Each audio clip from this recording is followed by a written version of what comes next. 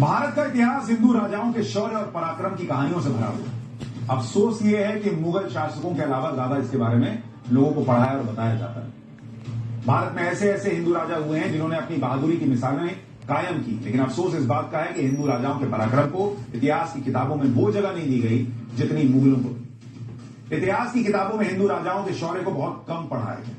आज भारत के इतिहास के पन्नों में से ऐसे ही एक हिंदू राजा का चैप्टर लेकर आया हूं जिसके बारे में आपको जानना चाहिए।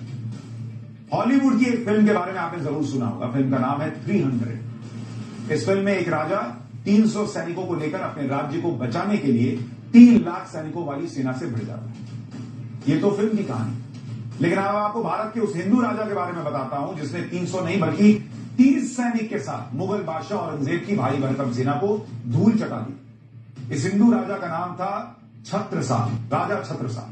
छत्रसाल का शुरुआती जीवन कैसे कष्ट में बीता और फिर कैसे छत्रपति शिवाजी से मुलाकात ने उन्हें महान योद्धा बनाया, इसके बारे में आगे बताऊंगा। सबसे पहले राजा छत्रसाल की बहादुरी की वो कहानी बताता हूं जिसकी वजह से मुगल उनसे थर थर कांपने लगे।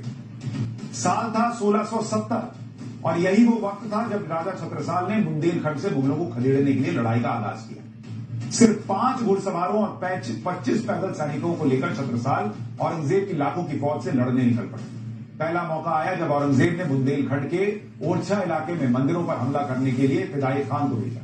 ओरछा पर उस वक्त राजा सुजान सिंह का शासन था। राजा सुजान सिंह ने छत्रसाल के पिता की हत्या में मुगलों की मदद की, लेकिन इस बार मुगलों से बचने के लिए उन्होंने छत्रसाल से माफी मांग ली और मदद की गुहार की। 8 मई 1670 को फिदाई खान के ओरछा के मंदिरों तक पहुंचने से पहले ही छत्रसाल के सैनिकों ने मुगल सेना को 2 तरफ से घेर लिया। छत्रसाल और सैनिकों की बहादुरी की वजह से फिदाई खान को वापस भागना पड़ा। 3 दिन बाद फिदाई खान वापस लौटा तो दोबारा राजा छत्रसाल अपनी सेना समेत तैयार हुए। दोबारा जंग छिड़ी और फिदाई खान की सेना को भारी नुकसान उठाना पड़ा। इस लड़ाई में छत्रसाल की जीत हुई।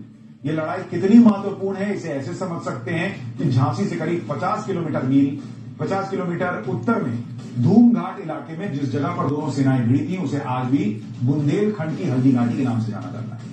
धूमघाट पश्चिम की तरफ से बुंदेलखंड का एंट्री पॉइंट है।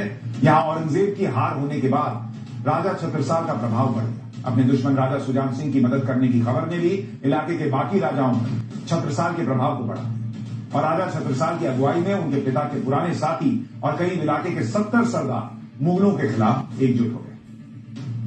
लेकिन अब सवाल यह कि इसके बाद क्या हुआ और छत्रपति शिवाजी महाराज का राजा छत्रसाल पर क्या प्रभाव था। ये कहानी बड़ी इंटरेस्टिंग है, लेकिन अभी समय कम है, इसलिए पूरी कहानी आपको सोमवार को पाठशाला में बताऊंगा।